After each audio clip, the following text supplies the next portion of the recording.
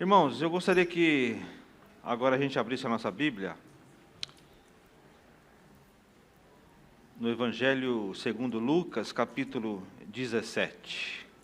A irmã vai projetar ali, se você quiser acompanhar na sua Bíblia. Ali está na Nova Versão Internacional,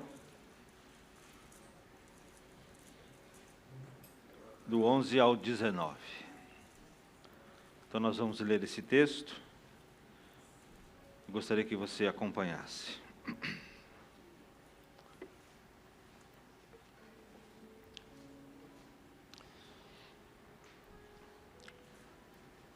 Aqui diz o texto que 10 leprosos são curados. Versículo 11, assim diz a palavra do Senhor. A caminho de Jerusalém, Jesus passou pela divisa entre Samaria e Galileia. Ao entrar no povoado, 10 leprosos dirigiram-se a ele. Ficaram a certa distância e gritaram em alta voz: Jesus, mestre, tem piedade de nós. Ao vê-los, ele disse: vão mostrar-se aos sacerdotes. Enquanto eles iam, foram purificados. Um deles, quando viu que estava curado, voltou louvando a Deus em alta voz. Prostrou-se aos pés de Jesus e lhe agradeceu. Este era samaritano. Jesus perguntou: não foram purificados todos os 10? Onde estão os outros 9? Não se achou nenhum que voltasse e desse louvor a Deus, a não ser esse estrangeiro? Então ele lhe disse: levanta-se e vá, a sua fé o salvou. Amém. Que Deus possa nos abençoar nesta manhã. Eu gostaria que você fechasse mais uma vez os seus olhos. Nós vamos orar nesse momento. Eu queria que você se desligasse de tudo aquilo que não tem nada a ver com a palavra de Deus agora, com este culto que nós prestamos a Deus, mas que o seu interior, que a sua mente, que o seu coração pudesse estar ligado na palavra do Senhor agora. Senhor, nós te agradecemos. Te agradecemos, ó Deus, porque Tu és um Deus amoroso. Tu és um Deus bondoso. Tu és um Deus cheio de graça, cheio de misericórdia. Nós te louvamos esta manhã porque o Senhor nos trouxe até aqui a sua igreja, Pai, a tua casa, para que juntos estivéssemos adorando a Ti, para que juntos estivéssemos adorando o Teu nome, para que juntos estivéssemos, ó Pai, ó Deus, comunhão uns com os outros. Como é bom pertencer a uma família, como é bom pertencer à Tua família, Senhor, e nós te agradecemos por isso. E nós te agradecemos, ó Deus, também porque nessa manhã nós temos o privilégio e a liberdade de ouvir a Tua voz, de ouvir a Tua palavra. E nós te pedimos, ó Pai, em nome de Jesus, o nosso Senhor e Salvador, que dos mais altos céus o Senhor possa, Deus, derramar das Tuas bênçãos sobre nós. Que a Tua palavra, Deus, possa entrar e possa preencher as lacunas vazias do nosso ser, do nosso coração, Senhor. Ah, Deus, se houver alguma preocupação, tira agora, Pai, em nome de Jesus, para que possamos estar atentos à Tua voz, atentos à Tua palavra nesta manhã, e que, ó Deus, ao recebermos a Tua voz, ao recebermos a Tua palavra, Senhor, em nosso coração, nesta manhã, Deus, ela venha transformar a nossa vida naquilo que precisa ser transformada. Ah, Deus, nós entregamos todo o nosso ser diante do Teu altar, diante de Ti, Pai, entregamos a nossa vida e Te pedimos, nesta manhã, com humildade, Senhor, que o Senhor, Deus, nos renove, que o Senhor nos alimente, que o Senhor nos capacite a viver a verdadeira vida cristã. Ah, Pai, que ao sairmos por aquela porta, Senhor, nós possamos sair renovados, revigorados, ó Deus, para a vida cristã. Assim, Deus, nós te pedimos e te agradecemos em o nome de Jesus. Amém. Irmãos, Eu gostaria que você tentasse imaginar essa cena, tentasse imaginar esta cena que nós acabamos de ler ali no Evangelho de Lucas. Jesus, a caminho de Jerusalém, a crucificação se aproximando, e ao passar entre Samaria e a Galiléia, ele e os seus discípulos se aproximam de uma aldeia, de um povoado, daquela aldeia, daquele povoado que nem o nome sequer está registrado na palavra. E fora desse povoado, ou ali bem perto, estavam 10 leprosos acampados em tremendo abandono, em tremenda vergonha. E claramente nós lemos lá no texto, 9 desses leprosos eram judeus, e um deles apenas era samaritano. Eu não sei se você entende, se você se recorda, que nós já falamos aqui, mas os judeus, eles, naquele tempo, eles nem se aproximavam dos samaritanos, nem encostavam nos samaritanos. Muito menos viviam com eles, eram pessoas viviam completamente em oposição. Mas aparentemente o sofrimento comum desses 10 havia juntado eles naquela dor daquela doença que eles compartilhavam. Então o judeu não se dava com o samaritano não se dava com os judeus, mas aqueles homens ali leprosos, parece que aquela dor que eles compartilhavam fazia com que eles vivessem juntos. E se você já se importou em estudar sobre essa doença que assusta, a lepra, então você consegue imaginar em que condições, vamos dizer assim, sórdidas, em que condições sofridas, em que condições subhumanas viviam aquelas pessoas que por ela era acometido. Aquelas pessoas que eram acometidas por essa doença, elas viviam num desprezo total. Todos nós sabemos que, apesar de nós vivermos lá no 3º milênio, e da questão dessa doença ser tratada sob outro aspecto, sobre outra ótica, até mesmo hoje, nós não conhecemos como lepra, e sim como a palavra hanseníase. Nós sabemos, por exemplo, que existem organizações não governamentais, as ONGs, que trabalham com essas pessoas. Eu tenho uma irmã que durante muitos anos ela trabalhou numa ONG que lutava pela dignidade, pela saúde de pessoas que tinham a hanseníase. E ainda existe muito preconceito com relação a essa doença. Mesmo nós, no 3º milênio, ainda existe um pouco de preconceito. E esse preconceito se desenvolveu por causa daqueles que foram obrigados a viverem em colônias, no recôndito desse país, que viviam até mesmo à margem da sociedade, e tinham uma vida muito difícil. Hoje não existe mais essas colônias, foram extintas, foram abolidas, mas isso ajudou as pessoas a terem um preconceito contra esses doentes. Mas mesmo assim, essas pessoas que eu estou falando que viviam no Brasil, nessas colônias, eram como habitantes de palácios, se comparados às repugnantes condições em que viviam aqueles 10 leprosos, perto daquela aldeia em que Jesus passou, nos dias de Jesus ali. Então, eles não possuíam qualquer tipo de cobertura social, fosse do governo, fosse de organizações que naquela época não existiam. Eles não tinham qualquer tipo de benefício, eles não tinham auxílio-doença, não tinham convênios médicos, não tinham internações hospitalares, eles não tinham suporte social algum. Tinham sido abandonados completamente pela sociedade. Eram os excluídos sem teto da época, obrigados a viver num acampamento longe da cidade. Se você ler lá Levítico, você vai entender isso. E a lei exigia que os leprosos ficassem à distância de pelo menos 100 metros dos outros que não eram enfermos. E quando uma pessoa passava perto ali deles, Eles, os doentes, tinham que gritar: impuro, impuro. Veja que humilhação. E dependendo da duração e da gravidade da doença, uns tinham perdido talvez os dedos das mãos, dos pés, orelhas, dentes, braços, nariz.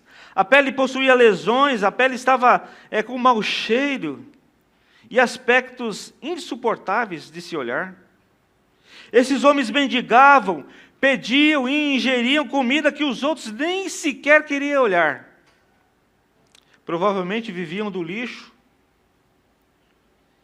Porém, amados, o que provavelmente o mais atormentava esses homens excluídos, era a lembrança das coisas que eles viviam, que tiveram que abandonar quando o sacerdote declarou eles como impuros, como leprosos.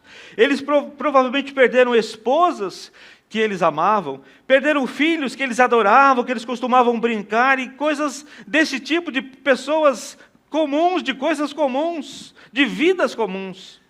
Muitos provavelmente perderam os seus lares, perderam a carreira, perderam o respeito, perderam a dignidade e qualquer esperança de serem úteis. Eles eram considerados pessoas afastadas, excluídas, inúteis, por causa daquela doença.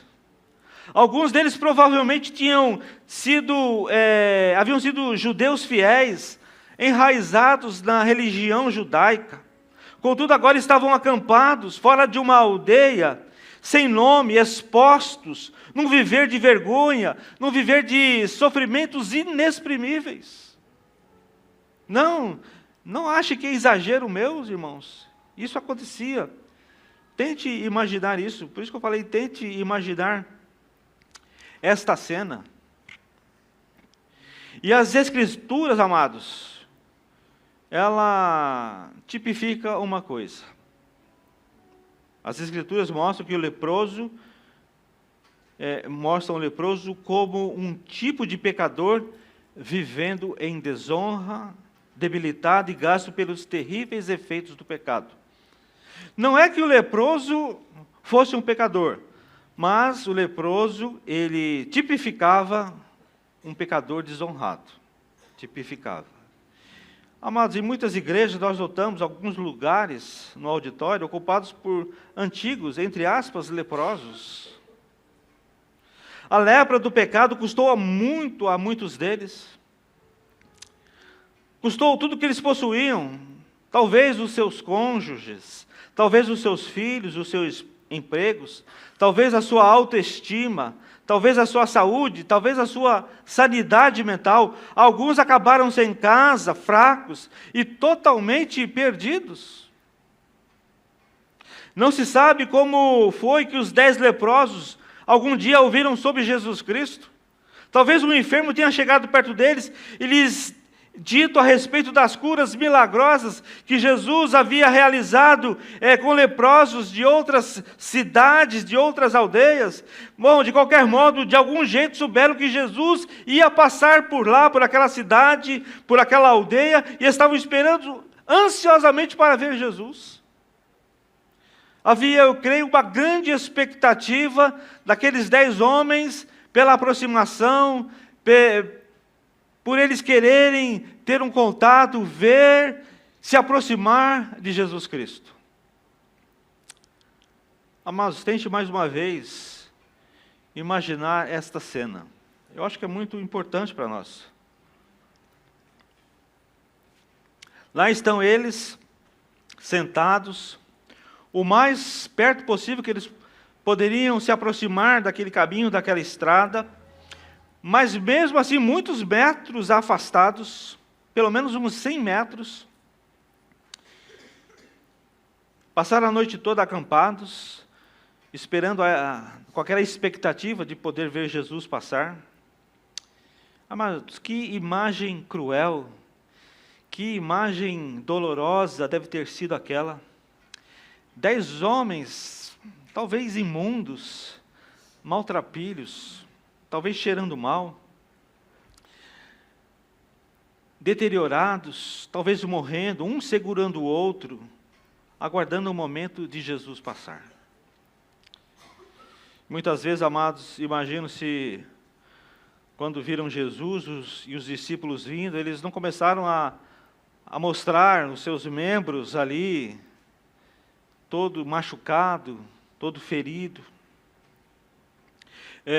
Não sei se eles gritaram para chamar a atenção, mostrando ali como estavam a sua pele, se estava faltando um membro, talvez com trapos imundos. Eu não sei como chamaram a atenção de Jesus, mas quando Jesus chegou à distância de ser ouvidos, eles gritaram: Mestre, Jesus, Mestre, tenha piedade de nós. Imagina essa situação, irmãos. Eles não pediram dinheiro, eles não pediram para ir para o céu quando morressem, eles gritaram apenas pedindo misericórdia, pedindo clemência, pedindo piedade. Era como se eles estivessem implorando: Jesus, como o Senhor pode ver essa cena? Como o Senhor pode olhar para esses 10 homens aqui, nessa visão tão triste, dantesca, e não ter misericórdia? Como o Senhor pode nos recusar? Como o Senhor pode permanecer à distância de nós? Jesus, Mestre, tenha piedade de nós. E é bem certo que Jesus não recuou.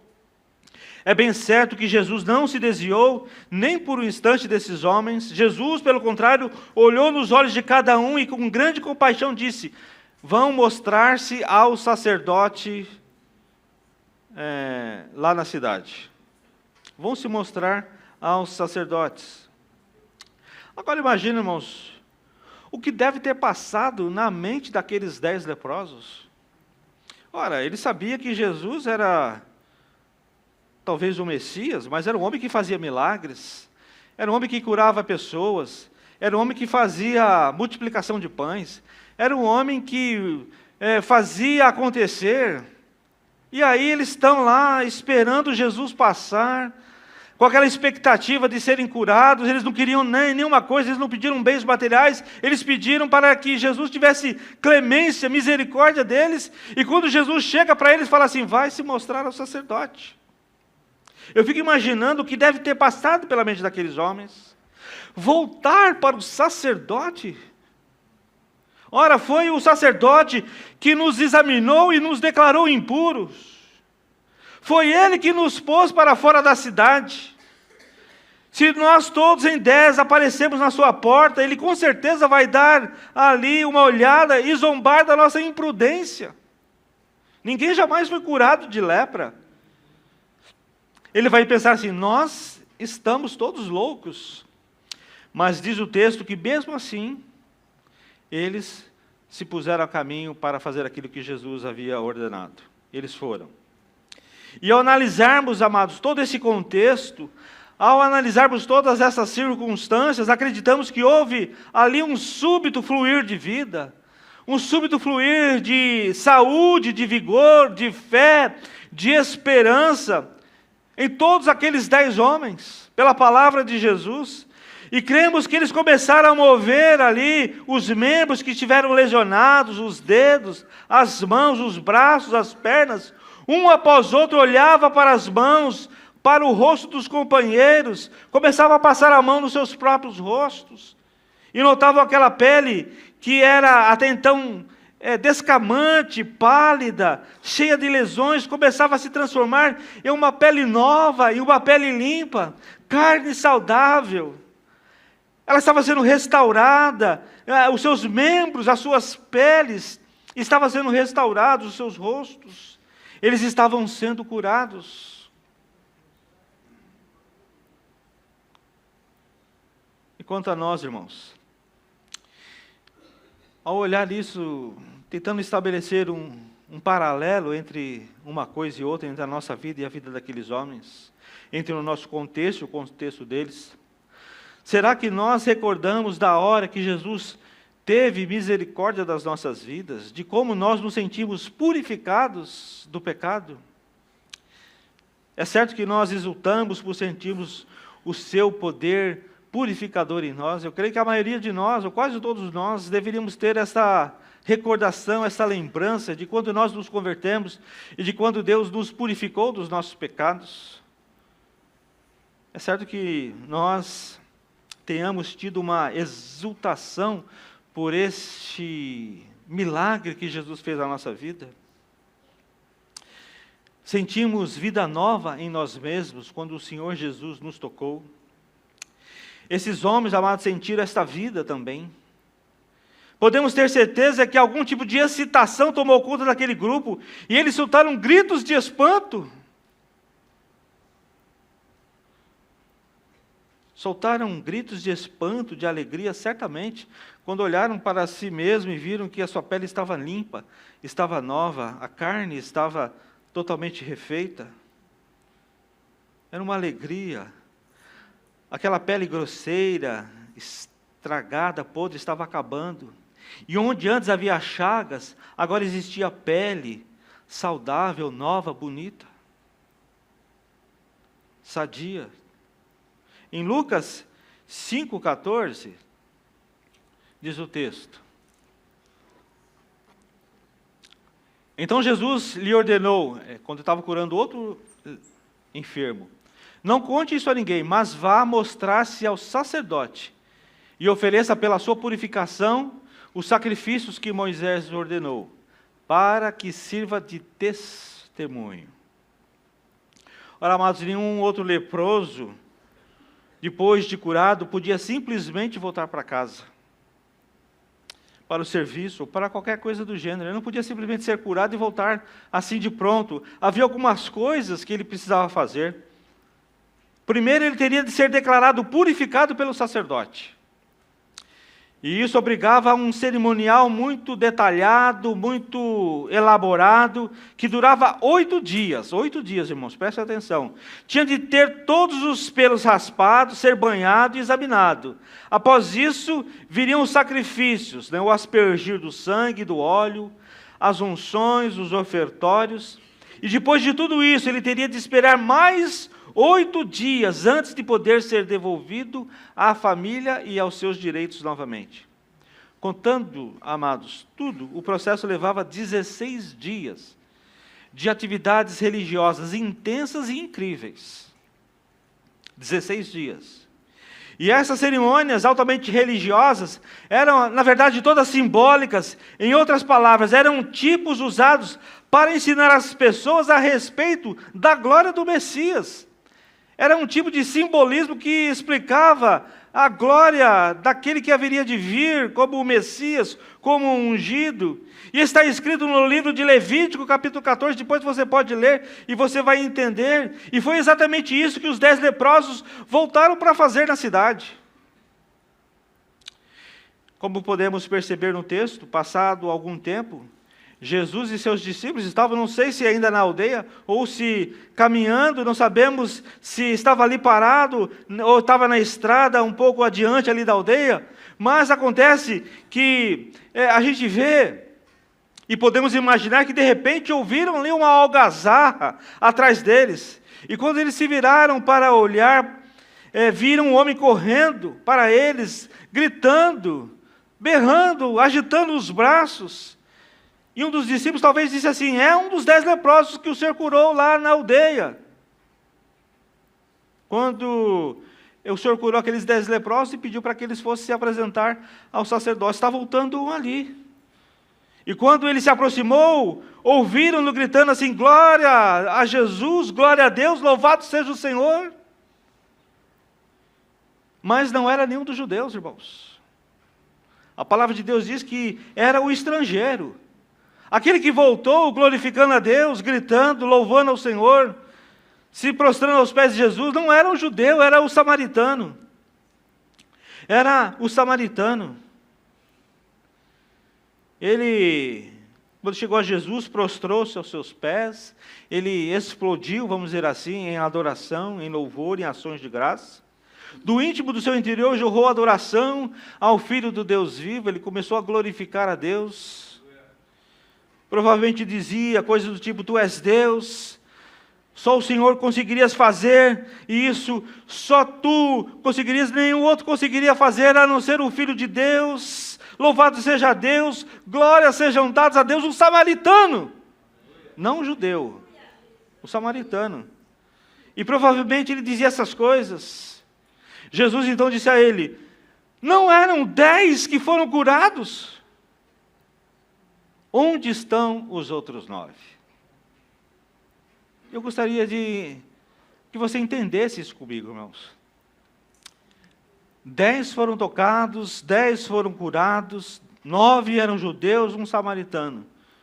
O samaritano voltou agradecendo a Deus. E Jesus pergunta: onde estão os outros 9? Ele estava a perguntar: por que apenas um voltou? Por que apenas voltou? Por que apenas você? Onde estão os seus amigos? Cadê os outros que eu curei? Onde eles estão? Preste atenção, meus irmãos, esse questionamento que Jesus fez naquele dia é o mesmo questionamento que ele faz nos dias de hoje. De tantas multidões que Jesus tornou limpas e purificadas da lepra espiritual, isso é, do pecado, só um remanescente é atraído de volta a Ele. Só um remanescente é atraído de volta a Jesus. Onde estão os outros? Pergunta a palavra. E a resposta para esse questionamento, irmãos, é que eles estão no mesmo lugar onde foram acabar os 9 outros leprosos curados. Perdidos no meio da religiosidade. Engolidos pela religião, engolidos pela religiosidade. Não é religião, é da religiosidade, aquela capa de religião, de religiosidade que muitas pessoas carregam. E se nós cremos na estatística da Bíblia, essa história do Evangelho de Lucas mostra que 90% daqueles que são tocados por Jesus acabam voltando para uma igreja sem vida, uma igreja árida. Nunca chegam de fato a Jesus, pois ficam perdidos na religião e ficam perdidos na religiosidade. Ora, aqueles 9 ex-leprosos que foram curados por Jesus estavam ansiosos para retornarem à normalidade das suas vidas. Provavelmente disseram: preciso voltar para minha esposa, preciso voltar para os meus filhos, preciso voltar para a minha família, para os meus negócios, para o meu trabalho. Quero de volta o meu respeito próprio, quero voltar à sinagoga e estudar sobre a vinda do Messias. Você pode pensar no que há de errado nisso tudo. Não há nada de errado em prover o sustento para a sua casa, em se aprofundar no conhecimento da palavra de Deus. Mas tudo isso perde o significado se primeiro não se conhece de fato aquele que providenciou a cura, que é o Senhor Jesus Cristo. Em Lucas 5,14, como nós lemos, nós vemos que a ida ao sacerdote, o ritual de purificação era para servir de testemunho às pessoas. Por muitos anos, esses homens teriam um testemunho poderoso, um testemunho de poder.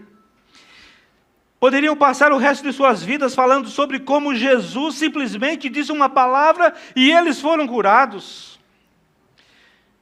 Talvez eles pudessem dizer assim: já fui leproso, eu estava inteiramente só, sem esperança, sem dignidade, eu estava imundo, sujo, perdido, eu estava entregue à morte, afastado. Aí Jesus veio e me limpou. Aí ele fala assim: faz 25 anos que estou curado, louvado seja o nome do Senhor. Era para servir de testemunho, essa purificação. Tudo isso, amados, pode soar maravilhoso, mas o problema aqui é que eles estariam falando de um homem que eles nem conheciam. Estariam testemunhando do poder de um Salvador a respeito do qual eles nada sabiam. Na verdade, eles só viram Cristo de longe, sabiam como Ele era, como Ele falava, como Ele andava, mas nunca haviam se aproximado de Jesus e nem do seu coração. Meus amados, uma das maiores tristezas que nós podemos observar no ministério é ver o apagamento de pessoas que foram milagrosamente tiradas, libertas de uma vida de pecados terríveis.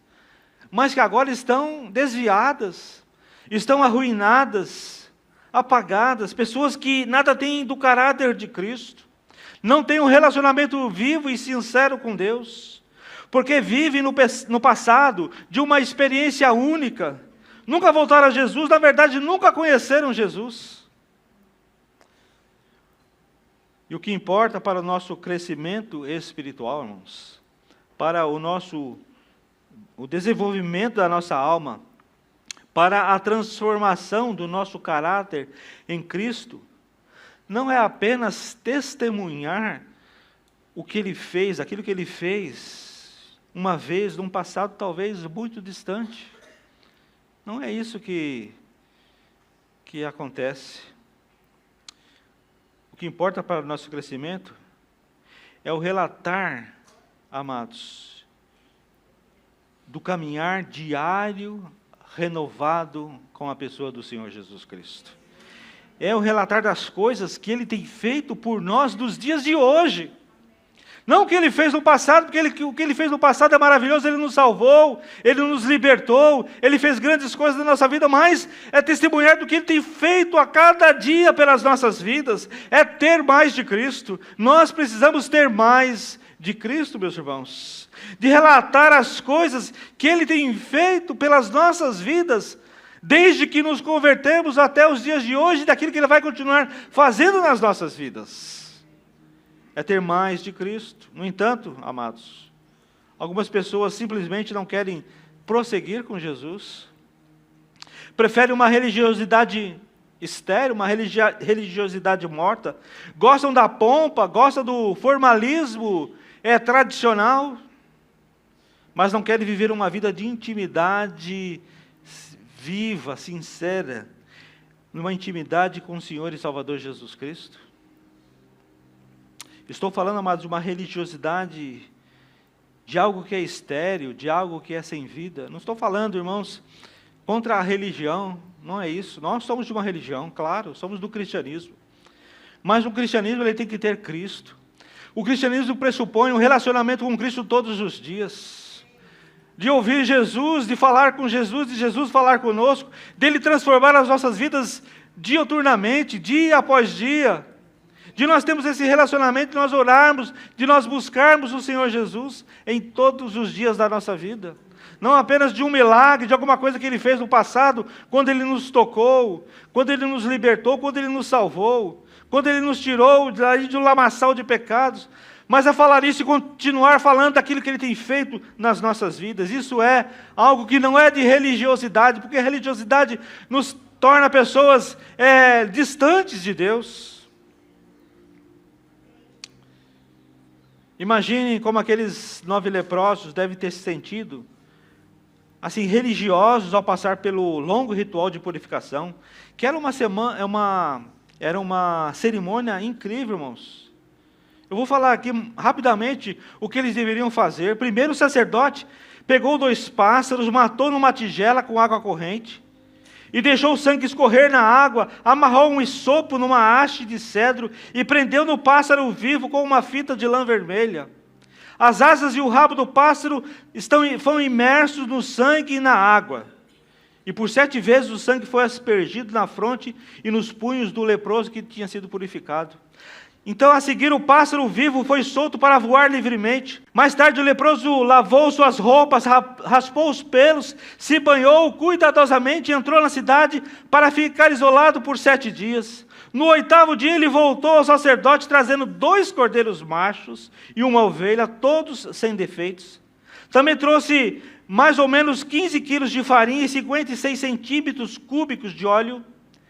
Eram para uma oferta pela transgressão, uma oferta pelo pecado e uma oferta queimada. E o sacerdote pegava o óleo, derramava na palma da mão e o espalhava no chão 7 vezes. Com o sangue do cordeiro tocava o leproso em sua orelha direita, no polegar direito, no dedão do pé direito. A seguir ungia com óleo nesses 3 pontos e derramava o óleo restante sobre a sua cabeça. Imagina, irmãos, que ritual magnífico é esse. Que riqueza de cerimonial, era cheio disso. E ficamos a imaginar o quão aqueles homens curados da lepra devem ter se sentido religiosos. E na verdade esse ritual representava coisas muito significativas, era uma simbologia. Unções, purificação pelo sangue, tudo isso era algo sem vida, quando apenas era uma expressão de religiosidade. Aqueles homens saíram do toque de Jesus e voltaram para o ritual e para o formalismo árido, o formalismo morto, sem vida. Aqueles homens readquiriram o autorrespeito, eles reingressaram na vida, reingressaram na sinagoga, ganharam novamente as bênçãos materiais, porém nunca eles de fato chegaram a conhecer Jesus Cristo. E cremos que Jesus os mandou de volta para esse ritualismo, irmãos, para o sacerdote na esperança de que eles ficassem com fome de conhecer a realidade que estava por trás de todo esse ritual, de todo esse cerimonialismo. O ritual, seu entendimento, era apenas uma religiosidade estéril, vazia e sem vida. E Jesus queria que eles conhecessem o que havia por trás do simbolismo da água corrente, por trás do simbolismo do sangue derramado, do cordeiro sem defeito e de todas as coisas apresentadas naquele sacrifício. Jesus mandou eles para que eles pudessem ver, pudessem participar, mas pudessem querer entender aquilo que estava por trás de todo o significado que estava por trás daquela cerimônia. E como não existia em Israel um sacerdote sequer capaz de dizer aos 9 leprosos o significado dessas cerimônias, porque eles faziam tudo mecanicamente, por rotina, Jesus queria que os ex-leprosos se voltassem para Ele e por Ele fossem ensinados. Ele queria aguçar na mente, no coração, na alma daqueles homens o desejo de saber por que eles tinham que passar por aquele cerimonialismo, o que significava tudo aquilo, e voltasse para Ele para que Ele pudesse ensinar. E quando gritaram por Ele na beira da estrada, dizendo mestre, essa palavra que eles usaram também significa comandante, professor. Eles sabiam que Jesus Cristo tinha toda a verdade. O problema é que eles não tinham sede dessa verdade. Eles não tinham sede. Eles não queriam saber de nada. Eles só queriam um mestre que pudesse curá-los. Os 9. Estes 9 homens representavam muitas pessoas que se assentam em algumas igrejas para ouvir pregadores que não sabem o que estão dizendo, ou que não vivem o que estão pregando. Agora, falando sobre o homem remanescente, o que não era judeu, o samaritano, o estrangeiro, aquele que dentre os 10 se vira e volta correndo para Jesus, deixando tudo para trás para adorar e para louvar o Senhor. Falando dele, cremos que ele se conduziu daquela forma porque não estava preso a ritualismos, a formalismos rituais, e ele não teve de desaprender coisa alguma. Observe, irmãos, os outros 9 haviam sido criados provavelmente na ortodoxia, porque eram judeus. Suas mentes foram ensinadas desde a infância no ritual e nas cerimônias. Eles estavam presos àquelas tradições. Mas o samaritano, uma vez, tendo visto o sistema religioso, ele não desejou ser como os outros. Ele testemunhou a falsidade dos líderes religiosos. Ele testemunhou a falsidade dos frequentadores da sinagoga. Ele viu fariseus roubando viúvas e tirando o lar delas. Ele viu sacerdotes roubando e subornando e sendo subornados. Viu o templo cheio de cambistas, transformando a casa de Deus num covil de ladrões. Viu escribas fazendo regras para os outros, que eles próprios jamais levantaram um dedo sequer para obedecer. Ele viu sepulcros caiados, ele viu fisionomias falsas, ele viu padrões enganadores, viu que eram cegos guiando outros cegos. Ele queria a realidade e não o fingimento. O que nós precisamos, irmãos, da nossa vida cristã, não é de fingimento, mas é de viver a realidade da vida cristã. Ele não só voltou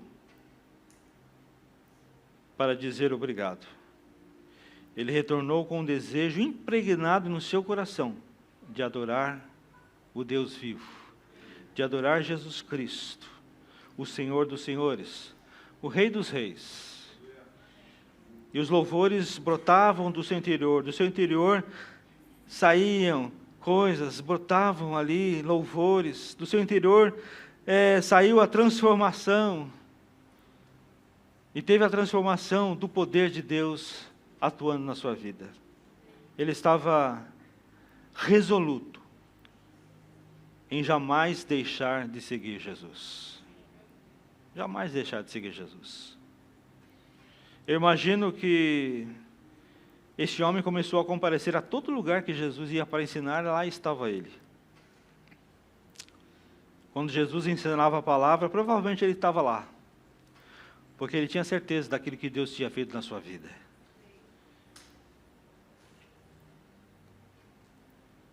Porém, irmãos, a verdade é que nós recebemos algo que este homem agradecido não pôde receber até então. Nós temos uma vantagem em relação a esse samaritano que se converteu a Cristo. Sabem o que é? É o poder de possuir total acesso à presença do Deus Criador. E também Ele a nós, como diz lá em Hebreus, capítulo 10, nós não vamos ler. Se quiser ler depois, 19 a 22. Aquele homem não possuía este poder, que só foi possível quando o véu se dividiu em dois. Quando isso ocorreu, significou que o homem poderia entrar, e que Deus poderia sair, e que eles poderiam se encontrar, homem e Deus. Aquele texto de Hebreus nos ensina uma coisa muito poderosa, que podemos dizer para o diabo e para todos os demônios do inferno, que nós temos direito pelo sangue de Jesus Cristo a entrar na presença de Deus e de falarmos com Ele e Ele conosco. Se eu fosse você, eu aplaudiria ao Senhor por causa disso.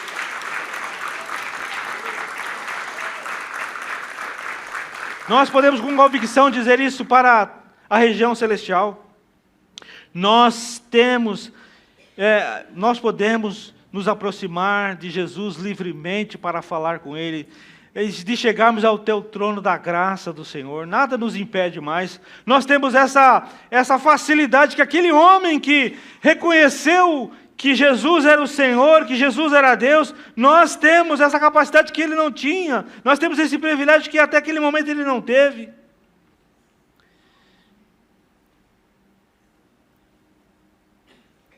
Meu amado, minha amada, você crê que você tem esse direito na sua vida? Você crê que você tem esse direito de entrar no Santo dos Santos? Porque o véu se rasgou. Nós temos hoje acesso ao Deus que é todo-poderoso, ao nosso Pai. Nós temos acesso direto ao Senhor Jesus Cristo. Você crê nisso? Você crê que você tem esse direito de aproximar-se dEle com o coração em plena certeza de fé, pelo sangue do nosso Senhor e Salvador Jesus Cristo? Isso não é religiosidade, isso é fé, isso é convicção na obra de Cristo na cruz do Calvário. Creio que uma das coisas que mais mexe com o coração de Deus é que seus filhos possam ir a Ele com intrepidez, em confiança, sem timidez, mesmo que o nosso coração nos condene, como diz lá 1 de João 3, 19 e 20. Assim, saberemos que somos da verdade, e tranquilizaremos o nosso coração diante dele, quando o nosso coração nos condenar, porque Deus é maior do que o nosso coração, e sabe todas as coisas. E depois que aquele samaritano que regressou e cercou-se de Jesus, as Escrituras dizem que Jesus disse assim para ele: vá, a tua fé te salvou. A tua fé te salvou. Interessante que a gente poderia traduzir esse texto com vá, a tua fé te curou. Porque salvação é cura, irmãos. Cura é salvação. Desta vez Jesus lhe deu mais do que purificação. Ele salvou a mente, Ele salvou o corpo, Ele salvou o espírito. Estamos, amados, no ano da cura, amém? Estamos em 2024. 24 é o ano que Deus nos deu para a cura. Estamos no ano da cura. Estamos aqui e sei que Deus já tem curado muitos no nosso meio.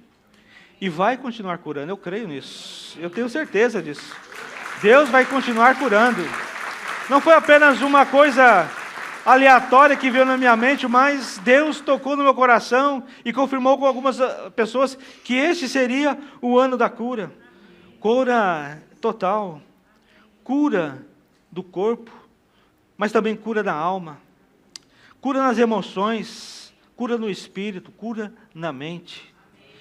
E é isso que Deus está dando a todos que se aproximam dele hoje. Cura que é salvação. Salvação por inteiro, não pela metade, salvação por completo. Salvação é isso, amado, saúde, saúde por completo em todos os níveis. Deus quer que eu e você sejamos saudáveis, no corpo, na mente, na alma, no espírito, nos sentimentos, nas emoções. Deus quer que sejamos saudáveis, Deus quer que nós tenhamos saúde, Deus quer que nós sejamos curados, que nós sejamos salvos, que nós sejamos pessoas que vivem no poder do Espírito Santo, pessoas que vivem no poder da palavra do Senhor Jesus Cristo, que vivem na comunhão, na intimidade com o Senhor. Ele quer isso em nossas vidas. Salvação, saúde por completo em todos os níveis. Irmãos, vocês e eu temos algo superior que este homem samaritano que foi curado por lepra tinha. Nós temos algo superior a ele. Temos não só uma porta aberta, mas nós temos um Pai amoroso que nos diz: venha, você está limpo. Amém? Venha, você está limpo. Você está limpo, creia nisso. Haja, amados, baseado nisso. Venha, encontre Cristo. Ame Jesus Cristo. Adore ao Senhor. Louve a Jesus Cristo por toda a sua vida. Sirva ao Senhor Jesus Cristo de todo o seu coração. Aprenda do Senhor Jesus Cristo em todos os dias da sua vida. Esteja sempre com Ele, esteja sempre ao lado dEle. Não seja tragado, amados, não sejam engolidos pela religiosidade estéril, vazia, uma religiosidade que não leva a nada. Mas nós queremos ter uma religião verdadeira que nos leva à presença de Cristo e que transforme a nossa vida e que nos salve e que nos traga a cura e que nos traga a saúde e que nos traga a libertação e que nos traga a salvação. Não seja, amados, um crente religioso, pura e simplesmente fazendo as coisas de forma mecânica e fria. Mas seja um crente que viva em comunhão e intimidade com o Senhor Jesus Cristo.